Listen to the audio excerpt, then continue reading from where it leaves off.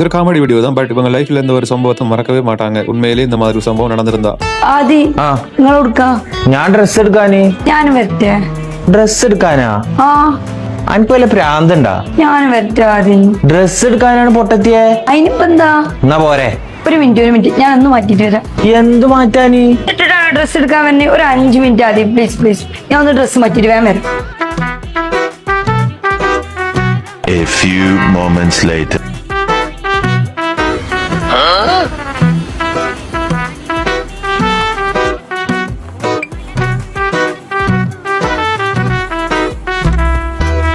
இதுக்கப்புறம் தான் மெயின் சீனே இருக்குது. ஸ்கிப் பண்ணாம பாருங்க.